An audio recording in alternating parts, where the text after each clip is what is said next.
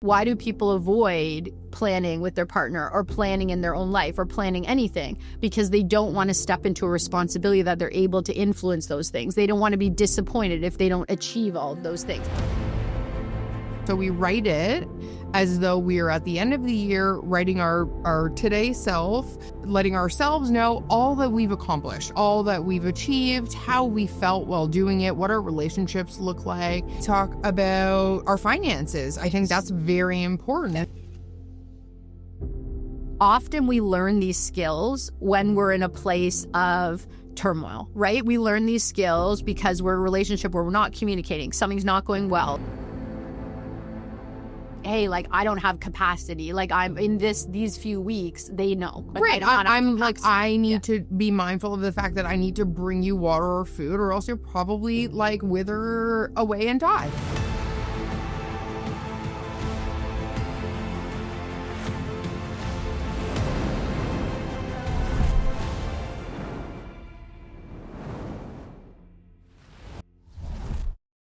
Statistically, over 40% of marriages end in divorce, and that number drastically increases if one or both of those partners are entrepreneurs. So it's really interesting. You're going to want to watch to the end because we're going to break down for you what we do to ensure we are not one of those statistics. And it's really interesting because we recently went on our annual couples retreat. So we're at the beginning of the year, and we do this every year. And we were posting about it, and we had so much feedback, so many questions. So we wanted to shoot an episode about it, what it is that we do, how we set ourselves up for success throughout the year as a partnership and as individuals. Absolutely. And I think it's interesting because for years, even on my own, I would go away, right, around New Year's and do my letter of the future and do my planning. But I just assumed everybody did that. I don't know why. You assume that everybody went not away at the beginning of the year? Plan. Okay. I assume people took, maybe because I'm in the coaching world. So Right. I just assume like all the data is so clear. When you write down your goals, it's exponentially more powerful. If you write them down in a way that's optimal for your brain, it's double as powerful as that. And if you review them every week, it's like it's multipliers. It's more and more powerful. Right. So people are in tune with it. You know, the number one indicator of keeping a new habit is your company, who you're with, your team, your business, your family, your spouse, right? Your partner. So to me, like, first of all, we have 2 7-figure plus business owners in this household. They used to, before I met Jane, obviously, and Jane's had incredible growth in her business the last couple of years. So congratulations for that. So I don't know. I'm just going to be frank. I don't think we could run your business and my business and be happy, and let alone over time stay together without doing the planning and check-ins that we do. I truly believe No, that. I agree. I wholeheartedly agree, because I think without us planning our lives and really getting in tune with what our intentions are for the upcoming year, we wouldn't be able to do what we do and work as hard as we do, and then also carve out time for one another. Mm-hmm. So why don't you tell people, I know that you thought that everybody does this, but they don't. So why don't you tell people what it is that we do every year in January?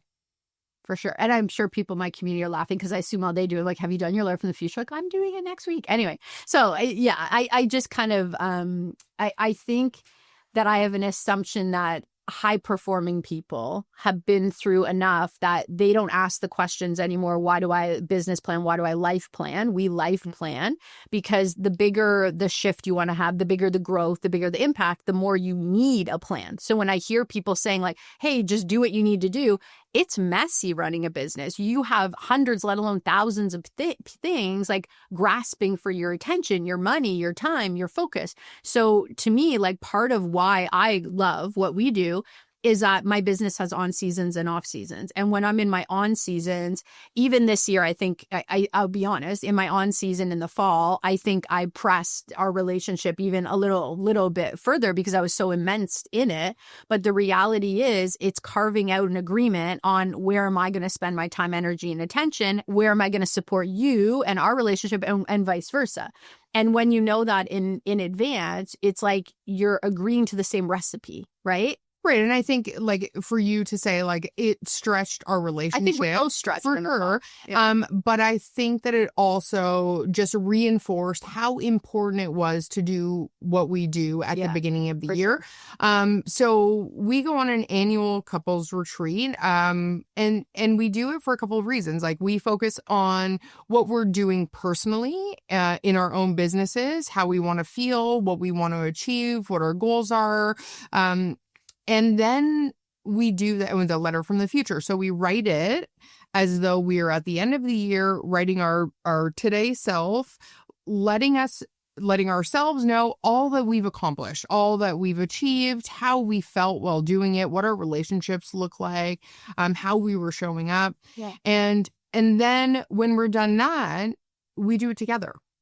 And there is magic in that. So for those looking in and saying like, what is this all about? What does this look like logistically? Like, what are you actually talking about when you're setting these goals together as a couple? We have categories. So we go through like all the different facets. So we talk about wellness, and that includes like this year, for example, we have a goal when we're in town because we travel a lot to go to yoga once a week together. So we'll talk about wellness. It'll be like Jane's going to go to the gym. We're sampling an idea if we go together, but the yoga we commit to, okay, once a week, we want to get to hot yoga. We talk about food. We talked about longevity because that's really important as well as we, are coming to this age where our, we're feeling depleted. Burnout is a real thing in our industry. And it's very important to both of us to be healthy for one another and our families and our businesses. But I think that came from pausing to have reflection, because when I reflected on 2025, when I actually looked at the year and looked at when we took time, like we also, moved the equivalent of 3 times. We renovated 2 houses. I got married. I'm getting to that. Oh. We got married. Yeah. We went on a 5-week honeymoon. I held 2 national conferences that we organized with a brand new team. I mean, and we flew all over for different talks in Vancouver and Palm Beach, all over the place. So, and I had the busiest year of my career and grew my team as well. So it was. But let's factor that in. Like in 2024, Jane grew by 3, and then this year another 50% in a hard economy. So it was a very busy year. But when we looked back on how we had breaks in our on seasons and off seasons, we realized that since we've met, fall has been like a friggin' free for all. It's like fall is all business. If we have to work evening, weekends, like we're going to do it. But I realized, like, why do we slide into home base, for the home run during the holidays of December, almost dead? Like, why does this happen? Like, why is this the only time of year that we get so depleted and then we slide into entertaining and hosting and gift giving and all these things?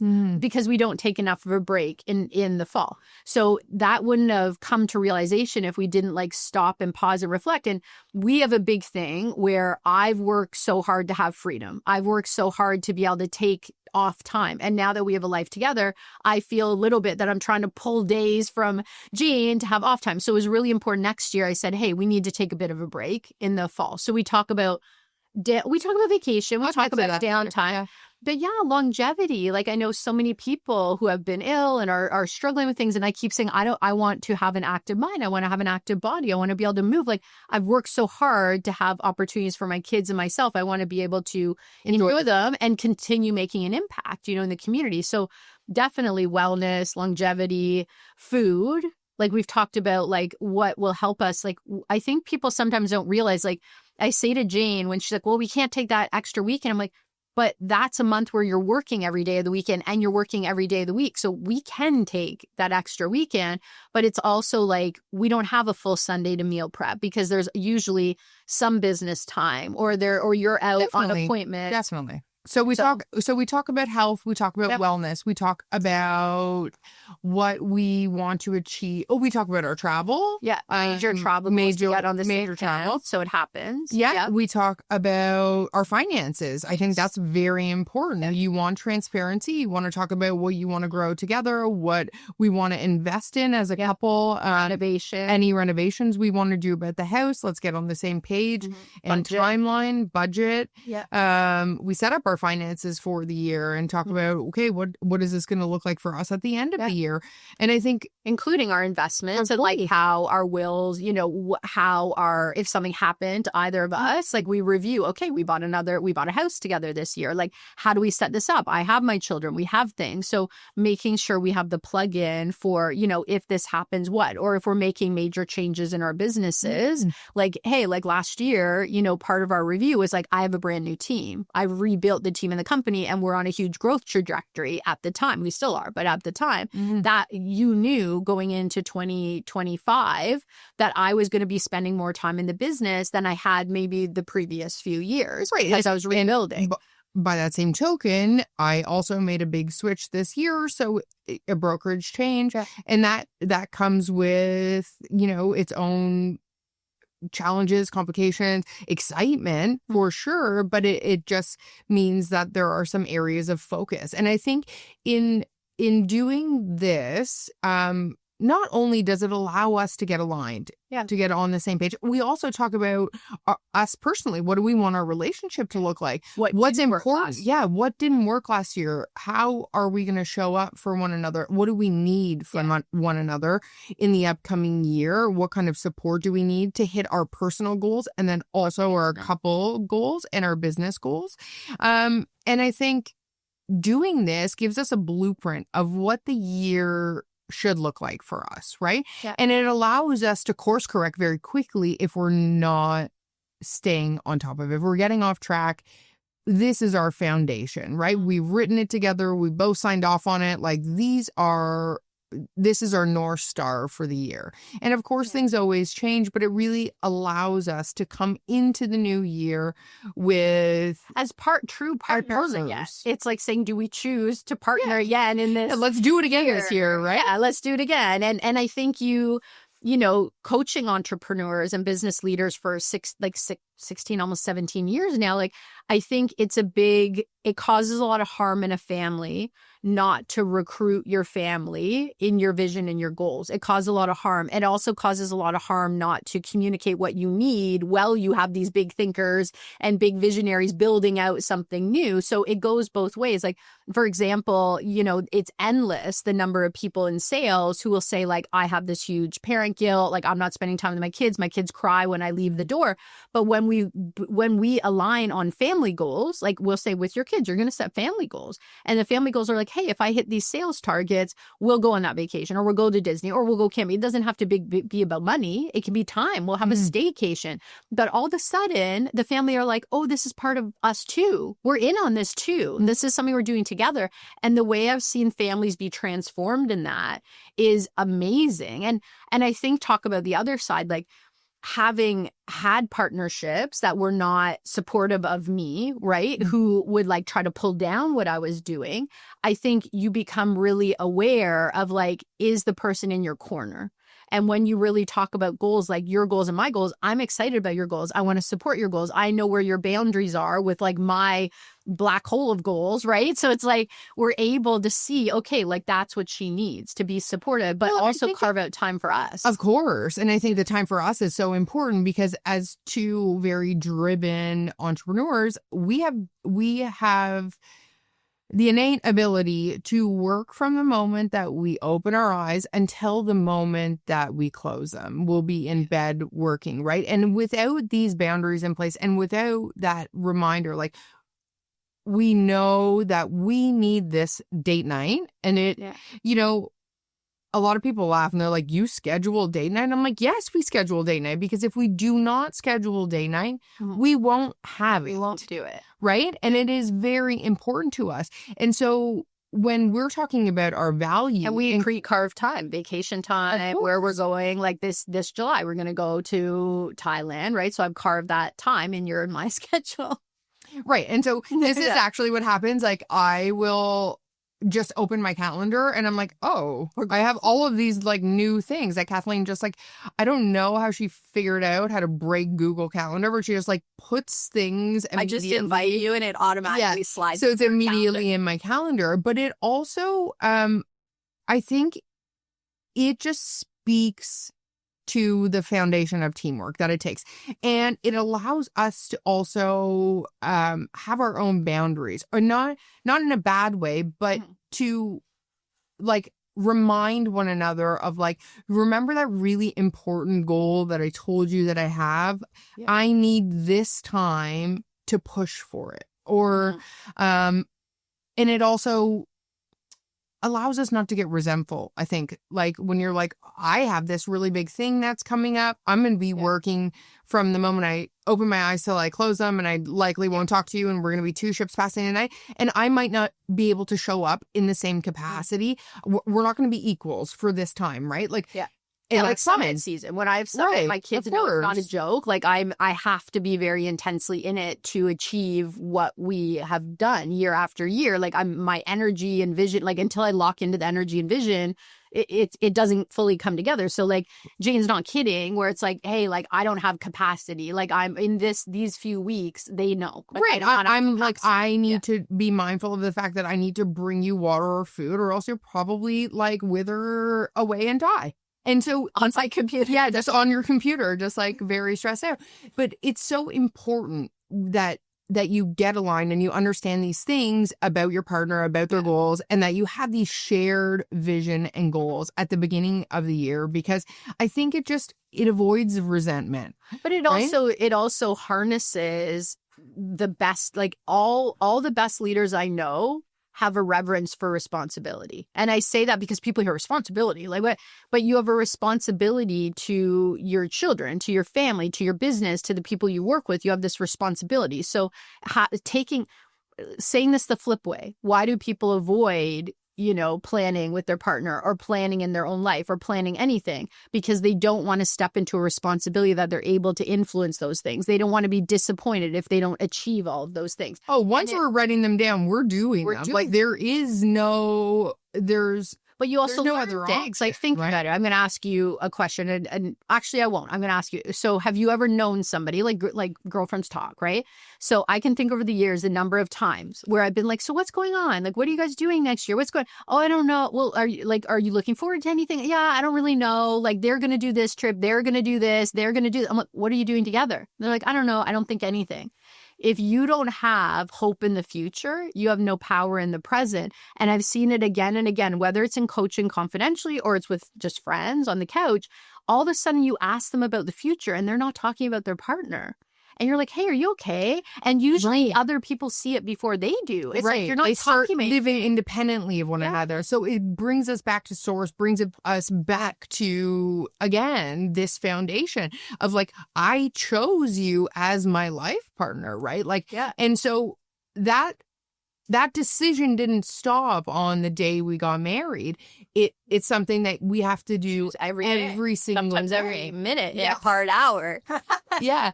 And so this couples retreat that we do is a choice for us to recommit to our relationship to one another and to give it the face. The space we've had a full year and we've had holidays and we're busy, and I love to bring all the family. So poor her, I'll be like, yeah, we're going to host 35 people, even though like I haven't stopped I haven't slept in like 2 months. But we also take off time, right? Like, so, like we went away for 5.5 weeks to get married and go on honeymoon. But the truth is we take a honeymoon every year, but that was usually give you 5 weeks. No, I don't usually give you 5 weeks. And that truly was off time, right? Like most, we're out. We're out. When we're on holidays, it's not that we're not working.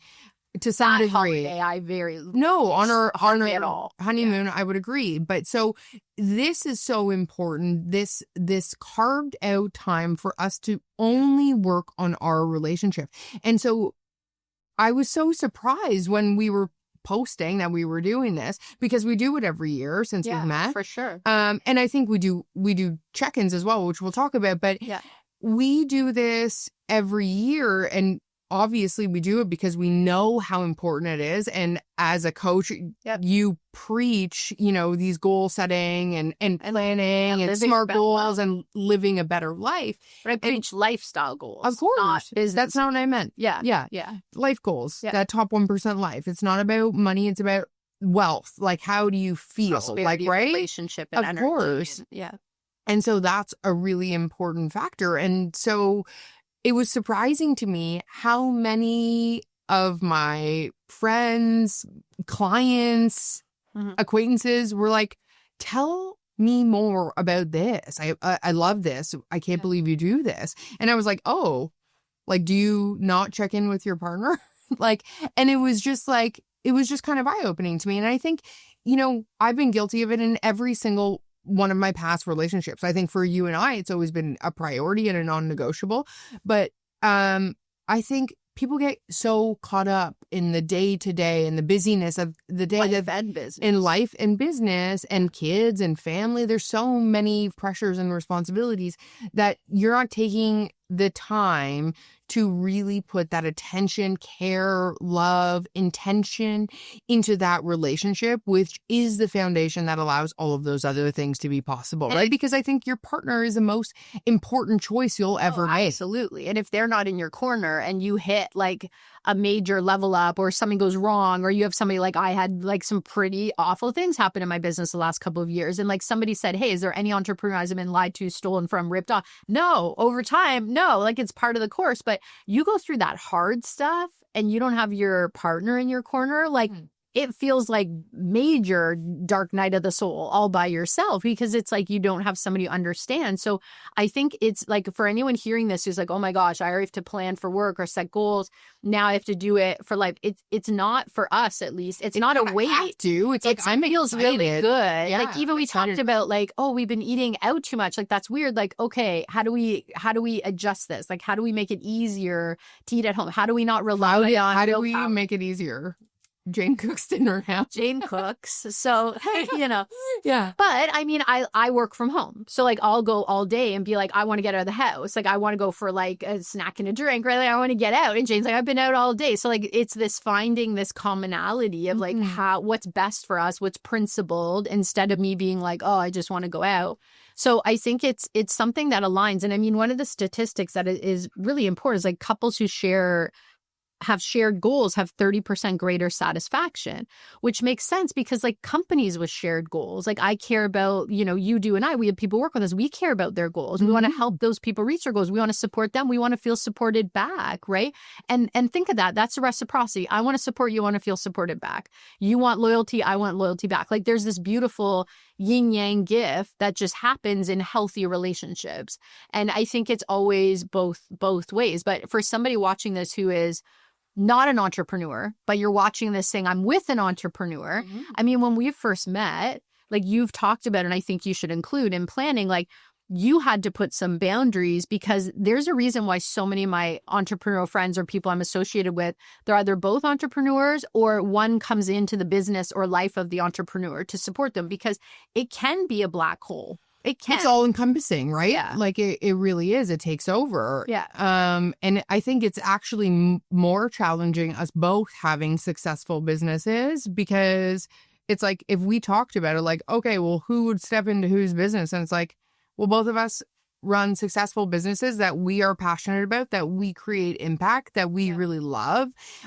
So how are we going to make this work? Yeah. And how do you support each other? Because I think, again, when I've always been the provider. I've always been the moneymaker. I've always been the one who created safety and security for other people. So when my business went through like some major harm, I was like, oh crap, like I knew I actually had someone who got it and I could lean on if I needed to, and that it would happen vice versa both ways, which is a unique thing. Like I've never had that in my business. Like I've always had reserves, and I did have reserves and I didn't really need, but I knew I had, your back when things got hard. And I think always got your back, babe. But I think for someone 9 to 5, if their person is like the provider, you might be terrified if they go through something, but really they just like, I know how to build my way out of almost anything. Like unless I wouldn't do something illegal. I don't know why that came around. I'm like, maybe not that. I wouldn't do something illegal. But you have that care and support. And I think this goes back to that at the start of our relationship. Jane, you came to the table saying like, I'm guilty of not expressing. I'm guilty of not. And I'm like, I'm guilty of over expressing. So here we are. But then we fell into at the time, and I'll talk about my perception. I want to talk about your perception. We fell into these Sunday check-ins where every Sunday, I always in business check my schedule for the week. What are my priorities or my prep? But we started in our relationship to do these questions. And so this, can I just, because this is something that I I think, brought to you because of this reason. I'm like, I have a history of codependency and not expressing, becoming resentful, and it kind of spiraling out of control. So I need this safe space, this container to communicate with you what I'm feeling at the time. So we're not ever getting to a place where something has been said and built up. And so that laid, I think, a really solid foundation and something that we still do. So those weekly check-ins make sure that couples retreat at the beginning of the year, are we staying on track? Are we because you love accountability. It's also something that you coach, right? Like, are we being accountable to ourselves and one another? And so, people have asked me about this too. Like, I've shared this with close friends of mine because people are like, oh yeah, like my relationship's feeling heavy and like life is getting in the way. And I'm like, have you tried this or give this a shot and see how it goes? And so the questions that we ask one another on Sundays are like, how did I make you feel loved this week? Is there anything that I did to hurt your feelings or upset you that you're holding resentment or anger or hostility about? Did we make time for each other? How do we communicate with one another? How are you feeling about our sex life? What do you need support with the week ahead? How can I support you? What is your biggest stressor right now? And that is a really important one. And I think for so many couples, and I see this time and time again, it's like one person is holding all of this like heaviness with respect to like their, whether it's their business or finances or health or it's caregiving, whatever it is, they're holding this and it's heavy and they're feeling like they're holding it by themselves, right? And I think the other person on the other side, if they're not, because nobody's able to read, your mind, that other person might feel like that person is withdrawing. And then you start building this wall and really what it is a miscommunication or a lack of communication and a lack of being able to ask for help. And so I think that's one of the most, like, what is your biggest stressor this week? And is there anything I can do to take some of that off your plate? Yeah. Cause I think the start of all healthy relationships are communication, but before that, it's coming to the table, feeling safe, being honest. I hear people like try to talk to their partners. It's like their partners are not even coming to the table. Like they're not being honest with them. They're not open. Like, how do you heal or how do you thrive? You can't do either. Like you're just in this like null area, right? So I think for us, what was amazing for me to watch is when we started doing those questions every single week, over time, when we got to Sunday, when we got to Sunday to ask the questions, we actually didn't need them as much over time because you started communicating more. I started listening. I started communicating it more. And it just became like normal for us. So now I notice like if we feel disconnected, you'll bring them back or I'll bring them back more, you actually. And then it'll be like, oh, we need to reset me because like, I need to feel that connection. And I think it's one of those things it's so sad. It can fester so quickly. And it impacts every other area of our life, right? If we're not solid. Yeah. So it's so important to do these questions. And I know people are like, oh my God, that sounds like a lot. And like, but it's a lot to feel alone and unhappy and heavy and disconnected. Like that's a lot to spend like 40 minutes in the car. You're going somewhere anyway, like Saturday or Sunday. And sometimes we're just like, oh, that question, we don't need it this week. And like we added a Delta question. If you guys study Brene Brown, like, is there anything that whether it's logical or not is just feeling off for you? Because my intuition screams at me. And so like people in my business, I'll be like, my spidey senses are like, yep, I was waiting for you to ask. And then other people won't come to the table. They won't be honest. And like my spidey senses will be like, I can feel something's off. So I love that with us, I can be like, this is just coming to my head. Like, is this real? Is this matter? Like the Delta is like, you're in such a safe space that you can say, this might be totally off base, but I want to clear the air and I'm feel feeling safe. This and it allows you to feel seen. And it also allows you not to like create this story in your mind, right? Because I think because then you look for it. So this has been like, I just think one of the greatest tools that we have. And so it's interesting because I previous like romantic relationships, I very quickly felt disconnected. And once I did, I kind of shut down and built a wall. And so this doesn't allow for that. And so with you and I, like, there's never a time if I feel even a bit disconnected, I'm like, we need to talk. Like, yeah, like, this is how I'm feeling, or this is what I need. But those conversations at the beginning, this weekly check-in, for anybody who's like, oh my God, this literally sounds like torture, because we have so many like really hard conversations to have. Need to have, yeah. And at the beginning, it is kind of depending on your archetype, right? Well, and for me, truth, you see what stands, right? Absolutely. Like, that's but it's a big thing. It's hard at the beginning, for sure. If you're just kind of trying to grow this muscle, but you need to do the reps, right? And so now it feels so easy, and it feels constantly like we're on one team, that we're in alignment, and I attribute that for sure in large part to this planning that we do. Absolutely. Really being brave enough to say, like, we started with, we want a life by our design, right? Like, that was at least my start for us, like a life by our design. And I think you can't true have partnership, right? Partnership, and you can't have that without dreaming together, envisioning together, but also doing your work independently. So anybody who hears this, like, I've done a lot of work, as have you, on like codependency, like, for sure, in personal and then later in business. And, I really have certain blind spots for things around me at times. And Jane's a great buffer for that. But I think the reality is, asking all these questions, doing all this planning, it's like, I can say to Jane, like, that's your stuff. I don't know what's going on here. And she can say to me, like, that's your stuff. And it's my responsibility to, like, deal with your own stuff. To deal with my own stuff. And it's my responsibility to grow and be honest and take responsibility, responsibility. Yeah. Well, and me as well. And you'll be like, I think you need to take a look at that. And then I'm like, okay, just, we know. Yeah, I'm going to talk about this in therapy next week. And then I come back to the table and I'm like, I actually had some like aha moments. And it's like, it's because we have this open line of communication, and always, and the trust, right? That's exactly it. And I think the reason, and I think one of the reasons that people hesitate to have questions like this or to set boundaries is often we learn these skills when we're in a place of turmoil, right? We learn these skills because we're in a relationship where we're not communicating. Something's not going well. Like, we suspect infidelity. We suspect dishonesty, whatever, right? We suspect they're not in it for the right reasons. And so we go and we learn new tools, right? Like, when we're in problem, we seek to listen and get solutions.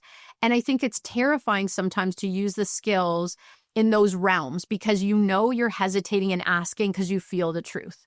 Whereas if you're brave and get through that hump of like, okay, I found the truth. This wasn't a good workplace or environment or relationship, whatever, right? This wasn't a healthy way to parent. Hey, like, I've had those moments.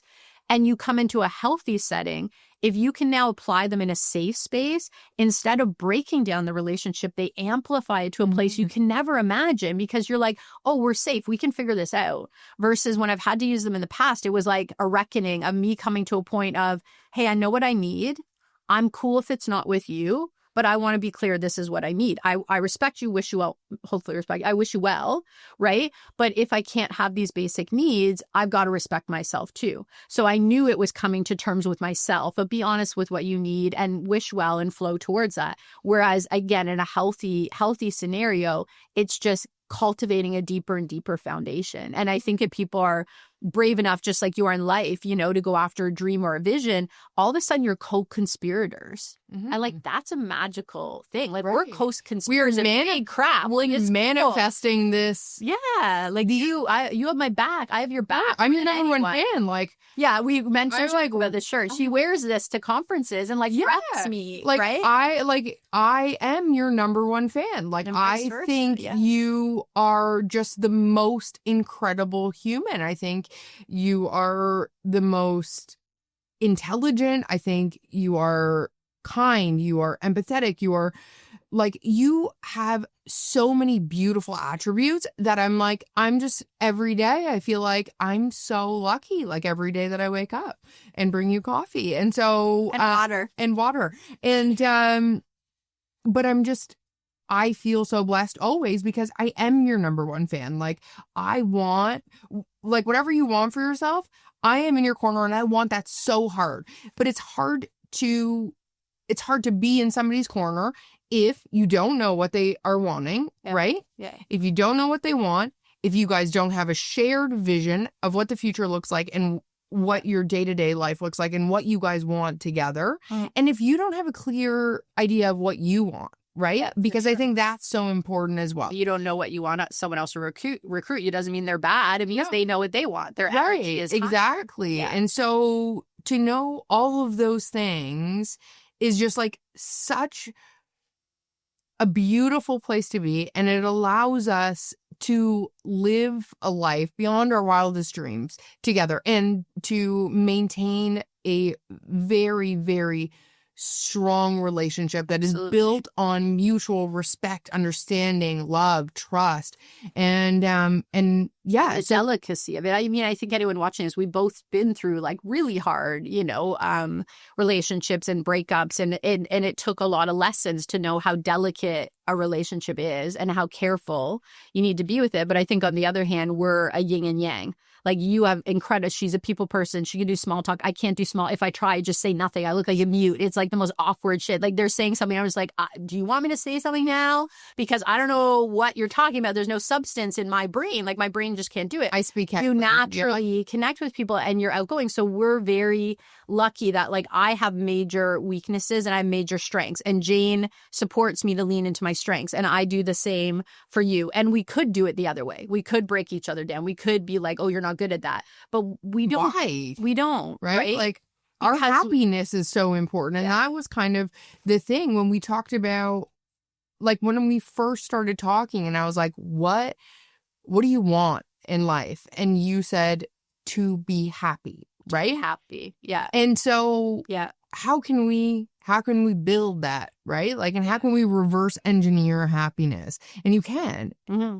Yeah, you absolutely can. And I think anybody can. And, regardless of the situation you're in life, if I'd have used these tools a long time ago, I would have been happier, but I didn't know them then. So I think for us, it's a lot of joy. I'm honestly like selfishly grateful you didn't use all these like really great relationship tools and like any of your previous ones. So we had the opportunity to do it together, but I had to heal a few dynamics. I wasn't attracting the right relationships. I had to really have a doozy to set me right. And I'm thankful that I did. But I love at the exact right time, you know? And I love you so much. And I hope people watching this, it's not too late. If you're watching this still, in the first few months of 2026, take some time. And it doesn't need to be like, can we just say like, you don't need to go on a beach and like have this. No, I prefer at this point because we wouldn't do it properly. No, we prefer. We need the space. We need the space. Yeah. But on Sundays, that's not what we're doing. Like, we're at home, we're driving or whatever. But like, take that really intentional time with your partner, and whether it's just an overnight, if you've got the kids, like, see if, your best friend, your mom, you're like, just take the kids out of the house for one night and have some time. And just have some time that is purely focused on your relationship and building it better and setting the blueprint for your success in the upcoming year. Absolutely.